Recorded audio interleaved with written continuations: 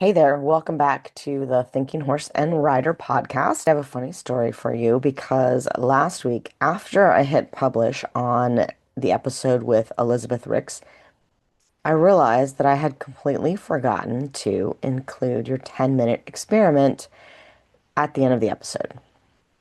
So I apologize for that, but the experiment was too important to skip because it ties directly into that thought of autonomy and self-carriage and the conversations we're moving into next about leadership.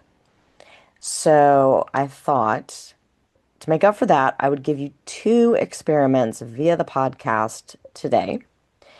And you'll have two to play with this week.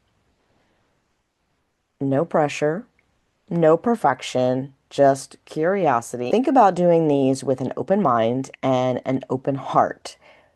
What does your horse feel? What does your horse see? What does your horse notice? What do you see? What do you notice? The things that we don't often think about when we are riding or even working with our horses on the ground because we're so worried about doing the thing, whatever the thing is at the moment. Just be open to experiencing how your horse would like to maintain their energy. That's part of your first experiment. And part of the second one is going to be allowing your horse to lead or at least explore things on their own. So let's do it. Welcome, friends and fellow horse fiends. I'm Anna Fox of Equus Enlightened, and this is the Thinking Horse and Rider, the podcast dedicated to training you to become the best possible partner for your horse. Here, we explore the science and soul of horsemanship. We dive into equine behavior, the psychology of partnership, and compassionate training methods that help you become a thinking rider who creates a thinking horse. Because when you understand how your horse's mind works and show up with empathy and presence, everything gets easier and a whole lot more fun. My goal is to keep riding easy and fun for everyone, while helping you deepen your connection, find more flow, and maybe even create your own unicorn along the way. Whether you're working on dressage movements or just trying to understand why your horse did that thing they did, we'll explore the research, the real talk, and the small shifts that make a big difference in and out of the saddle. So grab your boots, take a deep breath. What are you waiting for? Come ride with me. Experiment number one is Echo My Energy. And this is all about your awareness. It seems like this experiment is all about teaching your horse to maintain their energy because we like to think that we always need to teach our horses something. But really, it's more about being aware of your own energy and when are you tuned in, when are you tuned out. If you train yourself to be tuned in to your horse's energy, having them maintain it will be much, much easier. So we're not going to use bigger aids. We're not using stronger cues. We're not making the horse do anything. We're just noticing and then changing something.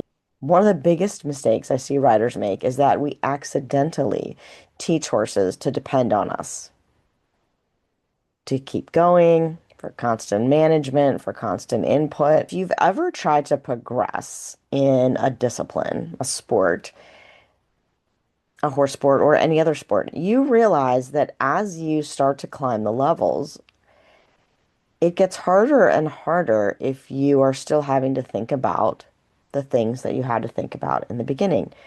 Horses are no different. So we need to give our horses responsibility and autonomy to do things, and then we can concentrate on bigger things. So this leg on every stride, the constant clucking, holding the rhythm for the horse, that's not self-carriage. Then we wonder why the horse doesn't develop self-carriage. We wonder why they're not confident in their own movement. It's not really a mystery when you sit down and you think about it logically. Think about how it would work in your own world if someone is constantly reminding you, constantly doing things for you. You don't learn to do them for yourself. So here's the experiment. Pick a gait wherever you feel comfortable. Starting at the walk is always great, but for some people that's actually harder to feel. And some people aren't comfortable enough to do it at the canter. So of course the trot is the middle ground, but you can definitely do it at the walk and at the canter. It's a challenge, maybe a little bit more to do it at the walk and really notice what's happening, but I like to challenge my riders. Decide what your ideal rhythm or energy feels like. Doesn't matter what anybody else thinks, doesn't matter what you think would look perfect on the dressage test or in your hunter hack class or whatever. Find what feels good to you. This will be easier for you to maintain. Find what feels good to you, and then leave your horse alone. You may have to do a little work to get there, especially if your horse isn't used to this and they don't know what you want them to do. So get into the feel that you want, the speed, the rhythm that you want to have, and leave your horse alone. See what happens. This is where your powers of noticing come in. As soon as you leave your horse alone, do they slump off and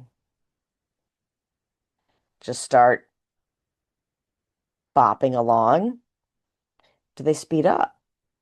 What happens when you stop managing your horse's rhythm? If they slow down, ask them to go faster, a little faster than your desired rhythm. You'd say, go, go, go. The quicker you realize it and the quicker you ask them to go, I didn't say the harsher or the more aggressively you ask them to go, just said the quicker you ask them to go. The quicker you make a change, the quicker your horse will correlate to what they did. You're going to create a clear difference in speed, a little bit more than what you wanted, and then you're going to let them settle back and see what happens. Do they immediately slow down again? Or if you have a speedy horse, do they immediately speed up again? Now, if you have a speedy horse, you're actually just going to do the opposite. When they speed up, you're either going to slow them down or you can divert them, right? You can make a little circle, you can put their nose into the rail, anything that will cause them to want to slow down without you having to manage. As long as your horse is going along without losing the energy that you want, be happy, smile, breathe, enjoy what's going on. Quiet your body and allow your horse to do the work. Now, as soon as they do something different than you want, you got to make a change again. Don't sit there and wonder, oh, are they gonna change their mind? Or I'll just kick a little bit, or I'll just pull on the reins a little bit, or maybe I can just, no. You need to make a change. You need to make a dramatic change so that the horse knows the difference, and so that also your brain knows the difference. Wake it up and say, hey, this is not what we need to be doing. You don't push, you don't nag. You're helping them find a comfortable place where you both want to be. It's kind of like tuning in an old AM/FM radio, right? You got to get it right in the right spot so that you can hear the music clearly. The goal is that eventually your horse is going to start matching and maintaining your energy with less micromanagement from you. Yes, in the beginning, this may seem like more work, but it's one of those things where if you think about how much work you're normally doing in a session, as opposed to doing a little bit of work in the beginning and then your horse maintaining, it sort of balances itself out. And my advice is that we don't overdo this, right?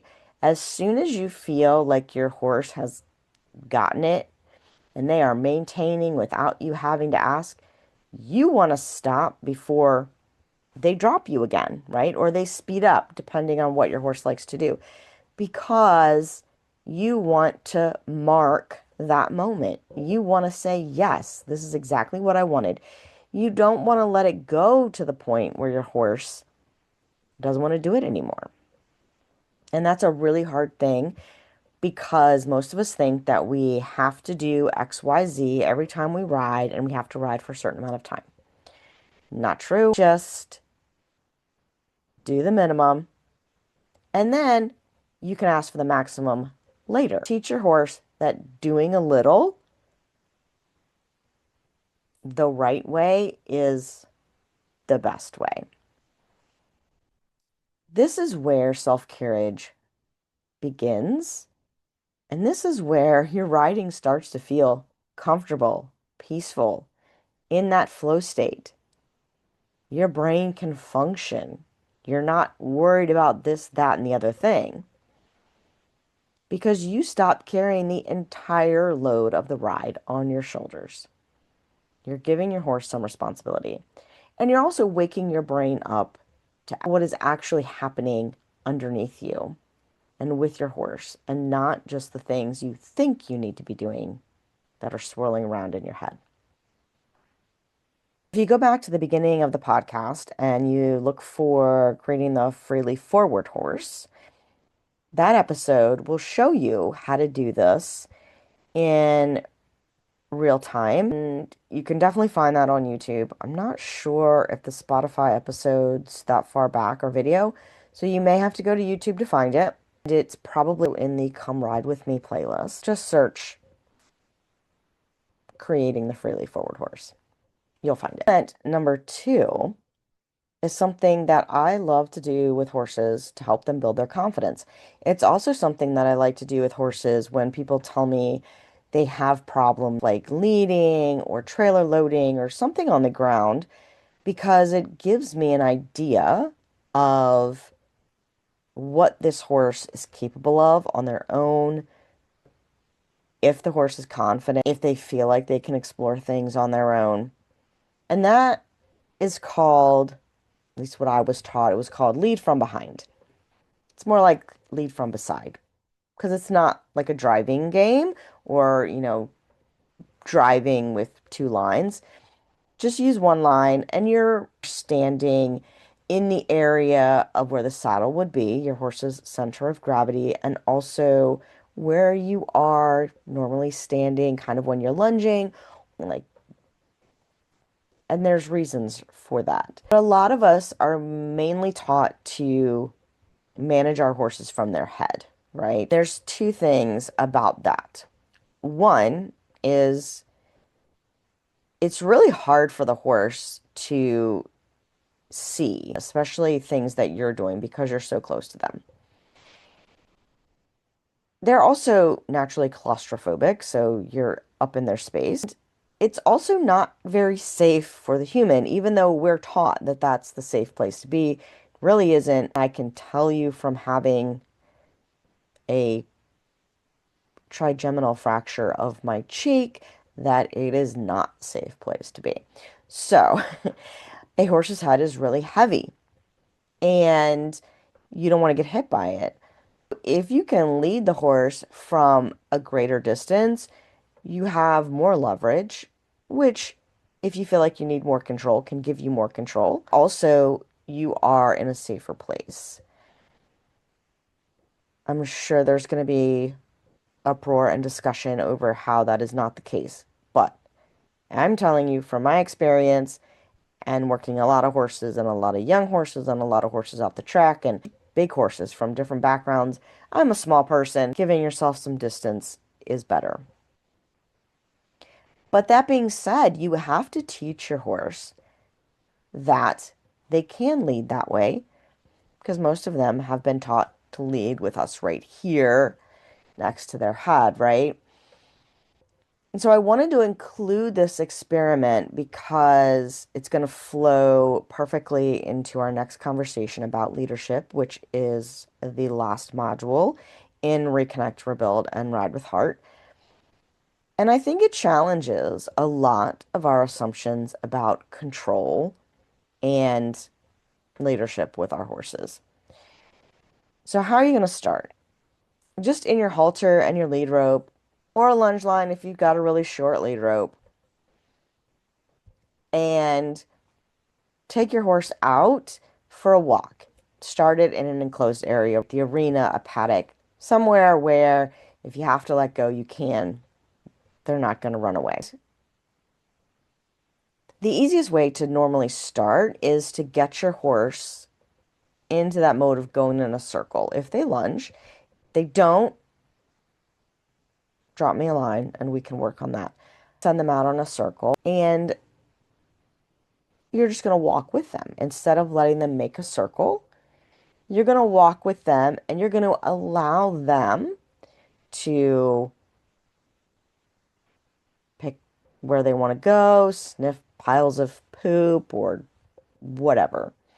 The fence, obstacles, eat the weeds on the outside, whatever it is. Let them do that. You get to pick the pace. So if you want the horse to walk, you ask them to keep walking. Now, again, we're not micromanaging, we're not asking every step.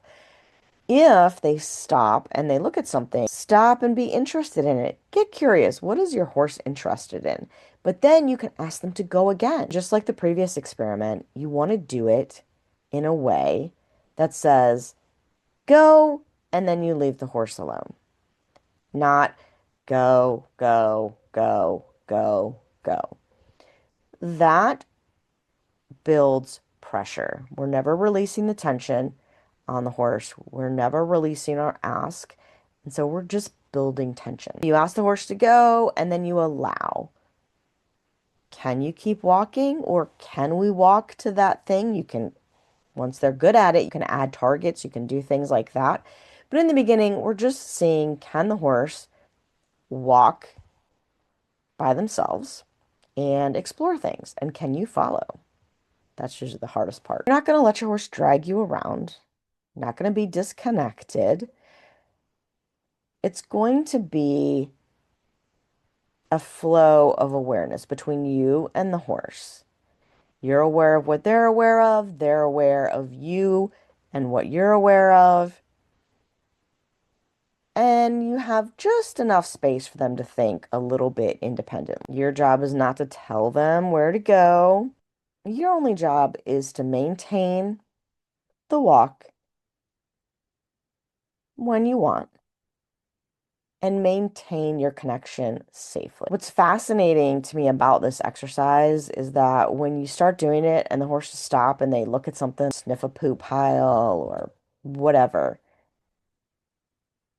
and you get interested in it, they're usually like, whoa, like that's just weird. What are you doing? Or they're like, hey, do you want to come see this over here too?